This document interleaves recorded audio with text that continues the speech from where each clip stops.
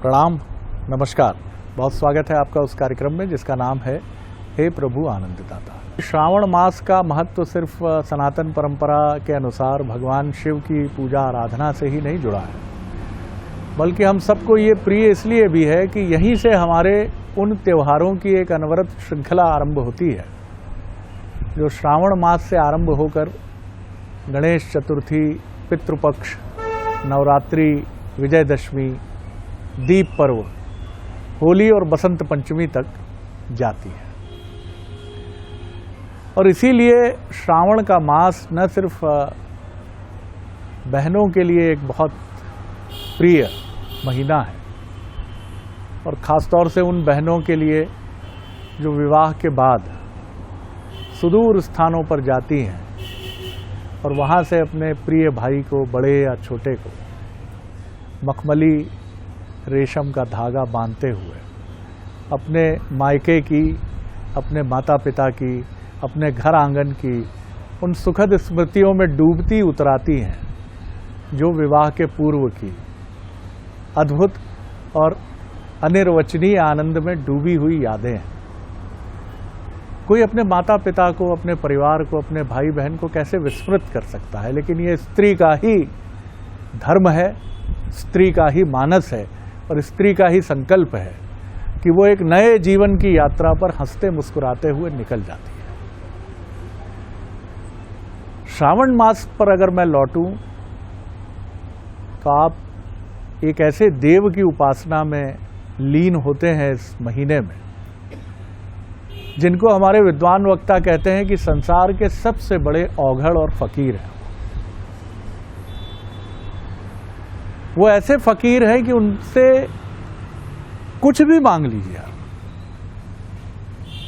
आप ये भी कह दीजिए कि हे प्रभु मुझे आप अपने नष्ट करने का उपाय बता दीजिए, तो वो अपनी अर्धउन्मीलित नेत्र जो उनके हैं सुंदर से, वो हल्के से खुलते हैं, हल्के से मुस्कुराते हैं और ये प्रश्न नहीं पूछते कि मुझे ही नष्ट करने का उपक्रम क्यों मांग रहे हो वत्स। वो कहते हैं तथास्तु। उधर से विष्णु जी और ब्रह्मा जी चिंतित हो जाते हैं, भोले बाबा ये क्या दे दिया आपने, अब हम तीनों को मिलकर इस संकट से निपटना पड़ेगा। लेकिन ना उनके लिए ये संसार संकट है, ना उनके लिए कहीं कोई समाधान है। ये संसार उनके लिए एक साधना है। मैं भी ये सोचता हूं कि शिव अनवरत साधना में क्यों लीन होते हैं। आते हैं, अपनी भूमिका निभाते हैं, शक्ति रूपा माँ के साथ विवाह की प्रक्रिया में जाते हैं। भगवान गणेश और कुमार कार्तिकेय उनके पुत्र के रूप में अवतरित होते हैं, लेकिन शिव वैसे ही हैं, उसी तंद्रा में डूबे हुए। और ये भी बड़ा मुझे हमेशा से बड़ा रोमांचक लगा कि एक ऐसा देव है जिसको जंगल की सारी ऐसी चीज़ें जो किसी देव को नहीं चढ़ती हैं और प्रिय भी नहीं मानी जाती है, धतूरा, भांग, पुष्प में कोई नखरा नहीं कि यही लेकर आइए, मिष्ठान का कोई प्रश्न ही नहीं है कि आप ये कहिए कि शिव जी को ये मिष्ठान चढ़ाइए। हाँ, अनवरत जलाभिषेक और अपनी श्रद्धा अनुसार, कोई आवश्यकता नहीं कि आप दूध की नदियां बहा दीजिए। और सबसे महत्वपूर्ण बात यह है कि शिव की सरलता और सत्यम शिवम सुंदरम, ये सारी चीज़ें शिव से अभिन्न रूप से जुड़ती हैं। और ये भी जब पढ़ाई लिखाई थोड़ी बहुत शुरू हुई तो हमने ये भी पाया कि शिव का स्वरूप दुनिया के उन देशों में भी किसी न किसी रूप में है जहां आप कह सकते हैं कि कभी सनातन परंपरा का स्वरूप रहा या उन्होंने ही शिव को किसी और स्वरूप में अपने यहाँ देखा। तो आज चलिए हम समझते हैं भगवान शिव की इस अद्भुत महिमा को। एक ऐसे देवाधिदेव महादेव, अब क्यों कहा गया देवाधिदेव, चलिए सीधे चलते हैं अपने विद्वान वक्ता, भगवद गीता के अध्येता, मानस मर्मज्ञ प्रोफेसर डॉक्टर सुरेंद्र बिहारी गोस्वामी के समक्ष। प्रणाम कर रहा हूँ गोस्वामी। आज हम उनका चिंतन केवल करना चाहते हैं, उनको चिंतन शब्द का भी उपयोग नहीं है, जिनकी केवल एक झलक आपकी कल्पना में, आपके विचार में है। जैसे सती मैया ने कहा था अपने पिता दक्ष को कि ये तो शिव नाम तो बड़ा है, आप केवल मानसिक चिंतन कर लें, कोई एक अक्षर शा बोल दें, वाह बोल दें, ई बोल दें, तो आपके जन्म जन्मांतर के पाप जो नष्ट कर सकने में सक्षम हो, ऐसे शिव की आप आलोचना कर रहे हैं। दक्ष को समझाती हैं, ध्यान रखिएगा। हमारा मन बड़ा टेढ़ा है, हमारा मन बिल्कुल बड़ा टेढ़ा है, तर्क वितर्क और संशयों में पड़ा रहता है। इस मन को कोई ठीक नहीं कर सकता, इसमें इस मन के कोई स्थायी देव नहीं हो सकता। तो मन को उपाधि काय की मिली? टेढ़े चंद्रमा की। वाह, ध्यान रखिएगा, मन कैसा है? टेढ़ा चंद्रमा है मन, ये मन का ही प्रतीक है। लोग टेढ़े मेढ़े व्यक्ति का अनादर करते हैं, ऐसा मन, इतना मन भरा हुआ है तेरे मन में। सुंदर बात है साहब, वाह, प्रणाम है। इतना विकार तेरे मन में भरा हुआ है, अनादर करते हैं लोग। मेरे परमात्मा ने कहा नहीं नहीं, मुझे तो प्रत्येक मन प्रिय है। वो शीश पर बिठाते हैं उस टेढ़े चंद्रमा को। चंद्रमा मन सो जातो चक्षो, वो वहां बिठाते हैं। और देखिए वो क्या बनते हैं, बंदे बोधमयम, बोधमयम है। तो इसलिए गुरु को भी बोधमय कहा गया, शिव स्वरूपणी। क्या बात, ध्यान रखिएगा, प्रत्येक देवताओं के स्वरूप हैं, हर देवताओं के रूप का वर्णन है, लेकिन मेरे शिव जी के स्वरूप का वर्णन है, क्योंकि प्रत्येक का स्वरूप शिव से ही बनता है। वाह जी। भगवान श्री विष्णु चतुर्भुज धारण करके सुंदर रूप बनाकर खड़े भी हों, तो उनसे पूछो इनका स्वरूप क्या है, तो बोले शिव। ब्रह्मा जी जो है अपने चतुर्मुख लेकर के प्रजापति का दायित्व कर रहे हो, इतना रूप बाहर दिख रहा हो, लेकिन उनसे कहो इनका स्वरूप क्या है, तो बोलेंगे शिव, क्योंकि शिव का स्वरूप ही निराकार है। रूप आकार लेता है, स्वरूप निराकार होता है। इसलिए तो जल जिस स्वरूप पर आप डालते हैं उसका कोई आकार नहीं है। परमात्मा जो है निराकार है। सारे देवता जो हैं वो प्रकट होने के लिए आपकी तप तपस्या और दुनिया की सारे जप तप यज्ञ को देखते हैं। मेरे शिव ही हैं जो आज भी अभी भी प्रत्यक्ष होकर आपको दिखते हैं, क्योंकि वो मृत्यु के देवता हैं, वो मृत्यु के देवता हैं। आप बोलचाल में कहते हैं हमें मृत्यु आ गई, मृत्यु की कोई बिसात नहीं है कि वो तुम्हारे ऊपर आ जाए। तो जो आत्मा अजर अमर अनादि अखंड अछेद है, वो भी कालों के काल महाकाल के कारण ही है। इस महीने को श्रवण मास कहिए, आप सुनते रहिए। सावन तो बोलचाल में कहने लगे हैं अपन। जितने भी श्रृंगार दर्शन उत्पन्न हुए, प्रभु ने परमात्मा ने अलग अलग लीलाएं की, प्रकृति का सुंदरतम परिवेश हमने देखा, बसंत के नाना प्रकार के आकार विकार देखे, तो हमारे चित्त में आनंद ने प्रभाव डाला और हम सावन को स्वरूप में मानने लग गए, जबकि सावन श्रवण का स्वरूप है। श्रवण पहली भक्ति है। यदि जीवन में ये मान लिया तो सब मान लिया। इसमें केवल सुनो, क्या सुनो? शिव की महिमा का गान सुनो। श्रवणम कीर्तनम विष्णु, नवधा भक्ति में सबसे पहली भक्ति है। मेरे परमात्मा श्रवण से प्रसन्न हो जाते हैं, तो आप सुनिए उनको, श्रवण करने की प्रक्रिया आप प्राप्त करिए। ध्यान रखिए, शिव तत्व में आपने अभी उपयोग किया था सत्यम शिवम सुंदरम। ये सत्यम शिवम सुंदरम दो अर्थों में मुझे प्रभावित करता है। एक बाबा तुलसी के रूप में, जब बाबा तुलसी अपनी रामायण लिखकर पहुंचे और विश्वनाथ के मंदिर में रख दिया, ये मुझे लांछित कर रहे हैं प्रभु। ये सारे विद्वान कहते हैं कि ये तुमने काव्य ही लिख दिया, काव्य खंड है ये, इसे शास्त्र और वेदों का सार नहीं मानते। अब तुम ही तय करो परमात्मा कि ये सत्य है या असत्य है, क्योंकि तुमसे सत्य कोई नहीं है, तुम ही सत्य के मूल हो। मैंने अगर ये तुम्हारे अंतर्चित मानस में उत्पन्न कथा को मानस के रूप में प्रकट किया है मन में, तो आप इस पर अपने हस्ताक्षर करो। तो बाबा तुलसी की मूल प्रति में शिव जी ने विश्वनाथ के बंद कपाट के अंदर सत्यम शिवम सुंदरम लिखकर अपने हस्ताक्षर किए थे और आवाज गूंजी थी सत्यम शिवम सुंदरम। पट खुले तो सामने वो देखनी थी। ये शिव हैं, ये शिव तत्व हैं जो आपके यहाँ वो मिट्टी का पार्थिव बनाते हैं ना, और जब जल डालते हैं ना तो वो वहीं विद्यमान होते हैं, क्योंकि कण कण में वो ही व्याप्त हैं। ईशावास्यम इदम सर्वम, वही वो ईशा हैं, वही वो ईश हैं, वही वो तुम्हें कोहम से सोहम बनाते हैं, तत्व दर्शन देते हैं तुम्हारे पास।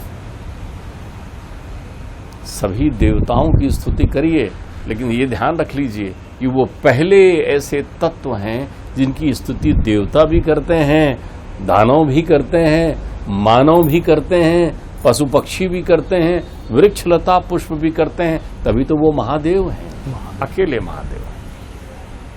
आपको कितनी सुंदर प्रेरणा देते हैं, कितना समग्र परिवार है, एकमात्र देव जिनका अपना परिवार है। आपने एक बार हमको ये भी कहा था किसी शिव जी से जुड़े किसी तरह के आख्यान में कि मृत्युलोक में रहने वाले वो एकमात्र देव हैं, प्रत्यक्षम रहने वाले। जी ध्यान रखिए, मैं आपको यहाँ मैंने कहा ना, शिव चरित्र सुनाते समय मैं थोड़ा सा इतना विस्तृत हो जाता हूँ कि कहाँ किस कोने में पहुंचूं, क्या चीज आपको लेकर आऊं। अभी मुझे आपकी ये बात कहने में मैं थोड़ा अपने आप को थिरा कर ये महसूस कर रहा हूँ कि वो मिलते विश्वास से,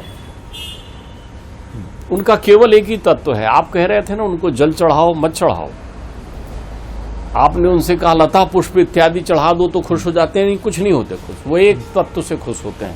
तेरे अंतर चित्त में दृढ़ विश्वास है तो श्रद्धा शक्ति के साथ वो तेरे सामने प्रत्यक्ष हो जाते हैं। ध्यान रखिएगा, विश्वास का अभाव शिवत्व से विरक्ति है। हाँ, मैया सती हैं, सब कुछ है लेकिन विश्वास नहीं है, सब कुछ है लेकिन विश्वास नहीं है। उनने कहा मेरे देवता हैं ये राम, मैया ने कहा पता नहीं देवता है कि नहीं, विश्वास नहीं है तो फिर श्रद्धा के रूप में अवतरण लिया। पर्वत की पुत्री हैं इसलिए पार्वती हैं, पर्वत की पुत्री हैं इसलिए पार्वती हैं, ध्यान रखिएगा। और पर्वत की पुत्री का एक अर्थ और होता है, श्रद्धा पर्वत की तरह होती है, अडिग चलते नहीं।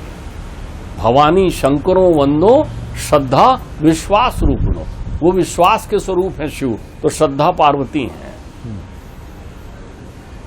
तो वो कथा में वो चतुर हैं। अब उनको मालूम है आपके जीवन में कोई भी संशय हो, बहुत सारे लोग अभिलाषा लेके शिव जी के पास आते हैं, लेकिन वो शिव जी के मूल तत्व से परिचित नहीं है।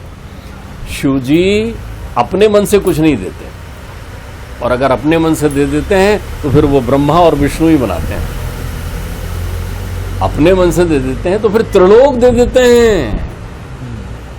तो आप शिव जी के मन से लेने का प्रयत्न करिए, वो मुक्ति के प्रत्यक्ष ईश्वर हैं। हिमालय की प्रार्थना पर कैलाश में रहते हैं, हिमालय की प्रार्थना पर। वहीं गणेश पर्वत है, गणेश जी भी यहीं रहते हैं, देवताओं के सेनापति भी यहीं रहते हैं, देवताओं के वित्त मंत्री भी यहीं रहते हैं, सब शिव जी की सेवा में रहते हैं। तो जिन लोगों को ऊपर देखकर आराधना करते हैं तो समझते हैं कि सब कुछ ऊपर है, वो ध्यान रखिए तुम्हारे पास से तुम जिस तत्व का, जिस धरा का, जिस मृत्यु लोक का स्पर्श कर रहे हो इस शरीर से, वो माध्यम तुम्हें मृत्युंजय से जोड़ रही है। इसलिए तुम मृत्यु का भय ना करो, मृत्युंजय तुम्हारे हृदय में रहते हैं। शिव को बिना मनोकामना के ध्यान करिए। एक बेल की पत्ती चढ़ा रहे हैं, त्रिगुणम त्रिगुणाकारम त्रिनेत्रम त्रिजायप्रम त्रिजन पाप श्रृंगारम बेलपत्र शिवार्पणम, तो क्या एक पत्ते चढ़ाते समय भी तुम निष्काम नहीं हो सकते? तब भी सोच रहे हो महाराज ये पुत्र के नाम से, महाराज ये फलाने के नाम से। अरे तेरे पुत्र को वही देख रहे हैं, तेरे बिना बोले देख रहे हैं। तू तो अपना जीवन धन्य कर ले श्रवण मास में। सोम की आराधना है, मन मन मन समर्पित कर। चंद्रमा बीमार हो गया, शापित हो गया, चंद्रमा ने आराधना की परमात्मा की, क्षयित होने का वरदान, अभिशाप मिल गया है चंद्रमा को। क्षय को प्राप्त कर, दक्ष शापित करता है, चंद्रमा यज्ञ करता है, परमात्मा आते हैं मैं आ गया बेटा, सोमनाथ के रूप में विद्यमान हो गए, धारण कर लिया शीश में परमात्मा ने। शिव हर युग में, हर क्षण में, हर पल में है, घट घट में विद्यमान है। उनकी मैं क्या कहूं, उनके मुझे तो मेरे पिताश्री कहते थे कि बेटे तुम ओम नमः शिवाय ना बोल पाओ तो खाली ओम बोलो, अकार उकार मकार ही शिव है। आकार भी वही है, मकार भी वही है और उकार भी वही है, तीनों वही हैं। शिव पुराण के प्रारंभ में ही इस बात का वृतांत कर सावधान कर दिया गया है कि जब शिव ब्रह्मा और हरि में युद्ध होने लगा कि कौन श्रेष्ठ हैं, तब शिव एक विशाल ज्योतिर्लिंग के रूप में, अग्निपिंड के रूप में प्रकट हुए। उन्होंने कहा जो मेरा आदि अंत ढूंढ ले वो बड़ा।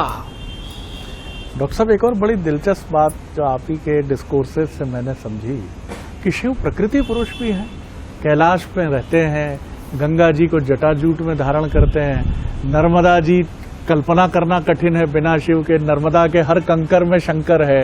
तो मतलब मैं देखता हूं कि जितना हमारा वनवासी समुदाय है उनके बड़े प्रिय देव हैं वो, नाना प्रकार के नामों से पूजित हैं वो। जी देखिए, मैं आपको बताऊं, शिव एकमेव आदि देव हैं।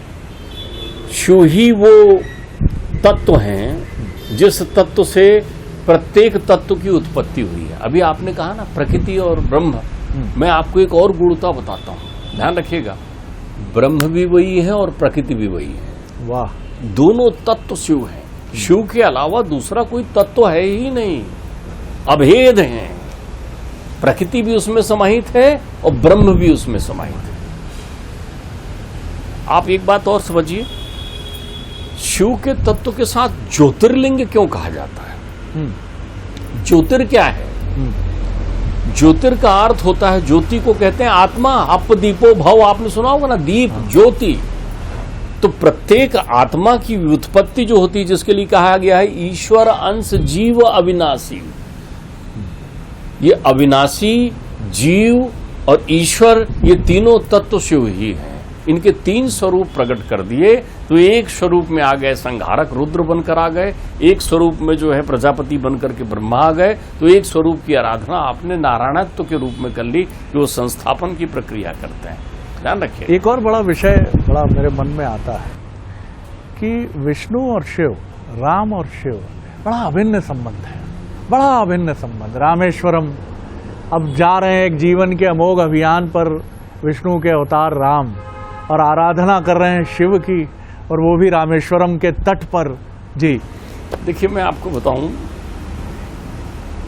ये जो भेद भक्ति है, एक परमात्मा के अनेक स्वरूप हैं। वाह, एक परमात्मा के। किसने कहा कि राम शिव नहीं है, और किसने कहा कि शिव राम नहीं है? वाह, इसीलिए तो रामेश्वरम हुआ है। रामेश्वरम कौन नहीं है? जी, एक स्वरूप है। स्वरूप है। मैंने आपको एक बार एक चिंतन में कहा था ना कि परमात्मा जब उनकी सेवा करने लग गए, कौन परमात्मा? शिव की सेवा में कौन लग गए? परमात्मा विष्णु लग गए शिव की सेवा में, आराधना करने लगे, ध्यान करने लगे। शिव के बिना उनके स्वरूप की व्यवस्था नहीं हुई। तो शिव की भी इच्छा हुई, अच्छा ये मेरा ध्यान करते रहते हैं तो मैं इनका ध्यान करूंगा। तो देवताओं ने जो है वो अलग अलग सेवाधारी के रूप में वानर का रूप लिया। तो उन्होंने कहा ये तो युद्ध के बाद सब चले जाएंगे, मैं ऐसा वानर बनता हूं जो हमेशा रहूंगा। शिव ने रुद्र स्वरूप धारण कर लिया। बड़े सावधान होकर तुलसी लिखते हैं, बाबा तुलसी ऐसा विभेद नहीं करते। बाबा कहते हैं शिवद्रोही मम भगत कहावा, ये कभी हो ही नहीं सकता। ध्यान रखिएगा। तो ये तत्व एक ही हैं। हम अपने भेद दृष्टि से, मैंने आपसे कहा ना, ये रूप के भेद हैं या नाम के भेद हो सकते हैं, स्वरूप के भेद नहीं है। तो इसलिए जो श्रावण मास में जितने भी भक्त हैं वो ध्यान रखें, आप अलग अलग रूपों में अलग अलग देवताओं की स्तुति करते हैं, लेकिन जब आपको सबके एक ही स्वरूप में स्तुति करने की इच्छा हो तो आप शिव के निराकार स्वरूप की आराधना करिए, तो शिव में सारे ही समाहित हो जाते हैं, क्योंकि वो तत्व सब जगह है। वो तत्व क्या है? आप जिनको सच्चिदानंद कहते हैं, वही तो सत्यम शिवम सुंदरम है। सत्य, चित्त और आनंद, सत्य तो है ही है, कल्याण वो करते ही हैं, और सुंदर इसलिए है कि वो ही आनंद है। डॉक्टर साहब, इस पे भी कुछ प्रकाश डालिए कि ये ऐसे देव हैं कि कोई भव्य राज प्रसाद नहीं चाहिए।